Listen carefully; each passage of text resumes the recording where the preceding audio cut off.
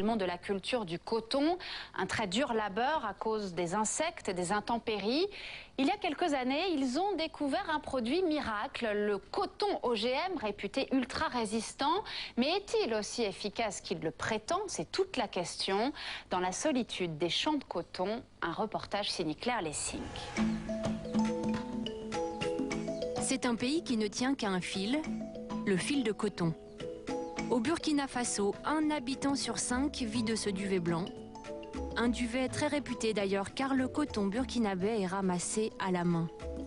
Pas de mécanisation qui pourrait casser les fibres ou laisser des impuretés. Voici le village de Djalakoro. Nous sommes au sud du Burkina, à 2 heures de piste de la première grande ville, en pleine zone cotonnière. Sagnon Lassougou cultive le coton depuis 13 ans. Il a 4 hectares, c'est un petit producteur, comme 90% des cultivateurs burkinabés. Dans les champs, il se fait aider par ses 2 femmes. Pour seul outil, une petite bêche. C'est très difficile. Pourquoi? Parce que les reins là, ça te fait mal aussi. Voilà. Il n'y a pas que la fatigue physique. Il y a aussi la fragilité de la plante. Si tu n'arraches pas les mauvaises herbes, ta récolte peut être fichue. Il faut sans cesse désherber. La deuxième chose qui peut tout gâter, ce sont les chenilles. Des bestioles qui dévorent le coton, il y en aurait 350 espèces. Le cotonnier est l'une des plantes les plus fragiles au monde. C'est donc aussi l'une des plus traitées. Et les cotonniers de Sagnon n'échappent pas à la règle. En tout, il y a 6 traitements. Si tu arrives à faire les 6 traitements, ton champ n'aura pas de problème. Mais s'il pleut après ton traitement, il faut tout recommencer. Ces traitements répétés ne sont pas sans conséquences pour les sols. Voici Asman Gouba. Il est technicien agricole et travaille dans l'une des seules ONG écolo du Burkina. Il a tenu à nous emmener dans un endroit où, il y a 30 ans, il y avait du coton partout. Aujourd'hui, les sols sont ruinés, précisément à cause des pesticides. Les pesticides contribuent donc à un colmatage. Colmater, c'est-à-dire que le dessus du sol devient lisse, imperméable à l'eau et à l'air. Et du coup, la vie du sol est remise en cause. Mais plus grave que les sols, la santé des cultivateurs de coton. Retour chez Sagnon.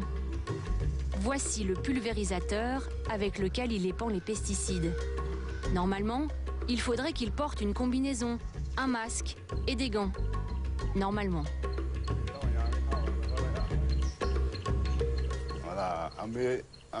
C'est ce pantalon que je mets pour traiter. Je mets aussi une casquette et un masque. Là, il est resté dans le champ, mais normalement, je le porte sur mon nez. Nous ne retrouverons pas le masque. Sagnon ne se méfie pas des pesticides. D'ailleurs, il les stocke dans sa case, à quelques mètres de la paillasse où il dort, là où il mange. Je ne suis jamais allé à l'hôpital, mais j'ai déjà eu des maux de ventre après le traitement. Je bois beaucoup de citron pressé et je mange des choses grasses. Et du coup, ça passe. Moyens dérisoires, remèdes dérisoires, inconscience. Sagnon réutilise même les anciens bidons de pesticides pour boire. On met du citron. On le laisse pendant 1 mois et ça désinfecte le bidon. Ça le lave et après on boit avec. Sagnon n'est pas une exception. Selon une étude nationale, la quasi-totalité des producteurs seraient un jour tombés malades à cause des pesticides. Même constat au dispensaire local dirigé par Ganamé Soumela, l'homme en costume qui boite. C'est lui l'infirmier. Depuis 5 ans, il s'occupe de 6 villages. Il soigne environ 80 cas d'intoxication par an. Il y a les vomissements, il y a les vertiges, il y a souvent aussi la diarrhée peut être associée quand l'individu a vraiment bu les pesticides. Il y a même les crises convulsives, voilà, qui peuvent aller de simples crises à vraiment une crise terrible. Il y a les comas. Le coton est mauvais pour la santé. En plus, c'est difficile à cultiver. Mais qu'est-ce qui pousse Sagnon à faire du coton? C'est qu'avec le coton, il gagne de l'argent, plus qu'avec d'autres récoltes. Une fois remboursés les engrais, les pesticides et les semences, Sagnon gagne 135 000 francs CFA par hectare et par an, soit environ 800 € par an, l'équivalent de 2 fois le SMIC.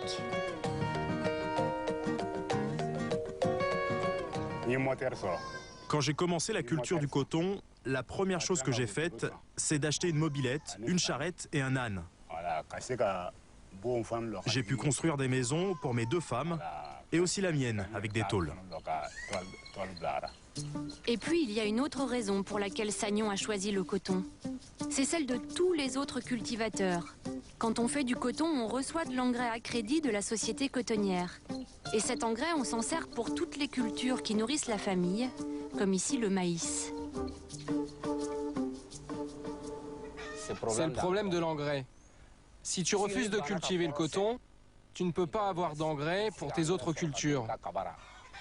Et nous, on n'a pas les moyens d'en acheter. Voilà pourquoi nous cultivons le coton. Voilà pourquoi, malgré les contraintes, le coton est aujourd'hui la première des cultures au Burkina. Ce coton assure une rente aux producteurs et il leur permet aussi de nourrir leur famille.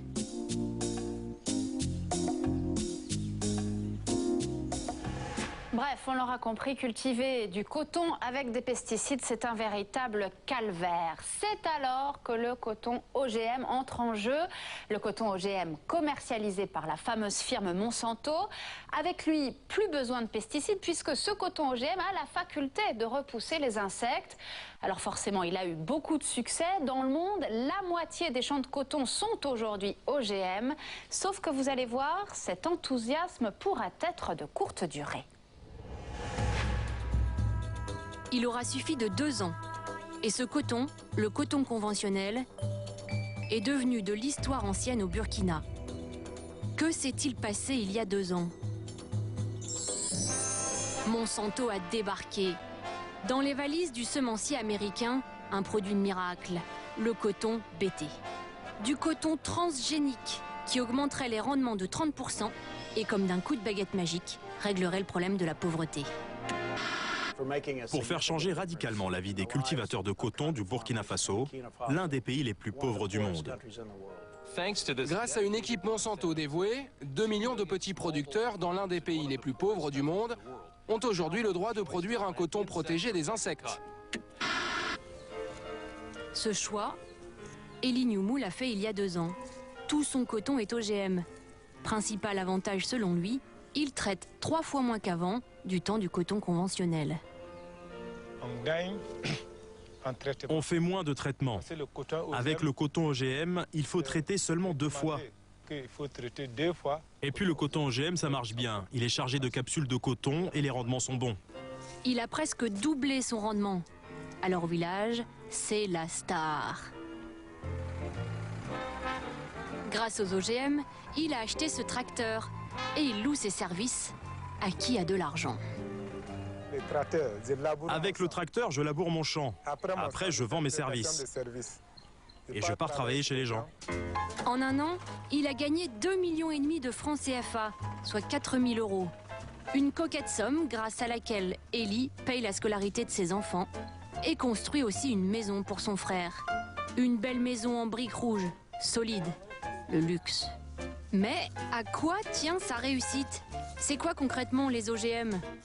Nous sommes allés à la Sofitex, la société cotonnière du sud du pays. Rodolphe Qui travaille au service qualité. Il tient à nous montrer la fameuse semence. La pilule miracle, c'est cette graine bleue, pour ne pas la confondre avec les autres graines. Origine burkina, mais avec un gène américain anti-ravageur appelé BT. Les avantages sont nombreux. C'est d'abord la réduction du nombre de traitements insecticides. La santé des producteurs s'en trouve améliorée. Et il y a également la rentabilité même du BT, parce que le BT permet aux capsules formées de ne pas tomber suite aux attaques des chenilles. Convaincu des performances de cette graine, la Sofitex la conseille à tous les producteurs et les convertit. zone de production du coton du Burkina, ici en blanc. En 2007, pas d'OGM. Aujourd'hui, 3 ans plus tard, 80% des surfaces sont en OGM. Seulement voilà, ces OGM posent problème. Si on le compare au rendement du coton conventionnel, le rendement du coton OGM est meilleur d'environ 30% les premières années. Mais après, il décline jusqu'à tomber en dessous du rendement du coton conventionnel. C'est le cauchemar qu'a vécu l'Inde. Le gène BT est arrivé dès 2002 pour lutter contre les vers roses qui attaquent les feuilles et les capsules de coton. Le miracle du rendement a été de courte durée, car les insectes ont développé des résistances. À tel point qu'en mars dernier, pour la première fois, Monsanto reconnaît que son coton OGM n'est plus efficace. La résistance du ver rose de la capsule a bien été confirmée. Dans certains coins de campagne du Burkina, certains déchantent déjà, même pour les premières récoltes. Robert Thiraud veut nous montrer son champ. Il a commencé le coton OGM cette année et c'est la catastrophe. Avant même la floraison, les feuilles se sont rabougrées. Et quand ça a commencé à fleurir, la capsule était presque vide. C'est une maladie qui existait avant les OGM, mais avec les OGM, elle s'est nettement développée. Pourquoi lui n'a-t-il pas réussi? Parce que c'est compliqué les OGM. Parce qu'il faut suivre un cahier des charges strict, lire des protocoles, les jours des semis, les jours des traitements, le type de traitement. Pas facile pour des paysans qui pour la plupart n'ont jamais appris à lire. À quelques kilomètres, il y a un village qui est anti-OGM. Sous l'arbre à palabres, tous les producteurs sont réunis. Et la pilule bleue miraculeuse passe mal.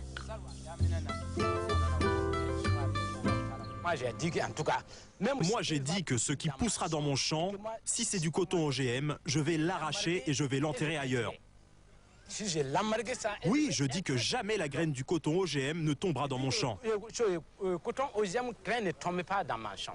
Cette femme est en colère aussi. L'an dernier, son fils a fait du coton BT. Aujourd'hui, il est criblé de dettes. Moi, j'ai dit qu'il fallait abandonner la culture OGM. Je préfère rester dans la pauvreté. Nous ne voulons ni du coton conventionnel, ni de l'OGM. Si on peut nous aider à faire autre chose, je suis partante. La colère des irréductibles fait des petits. À Ouagadougou, la capitale, on proteste. Un front anti-OGM s'est constitué. Mais peut-on seulement revenir en arrière?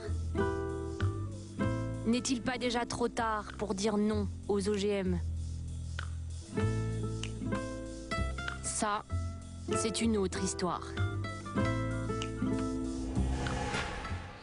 Et après avoir regardé ces vastes étendues de coton OGM, plongeons maintenant dans l'infiniment petit. Je vais vous parler des nanotechnologies. Elles sont évidemment prometteuses, notamment dans la lutte contre le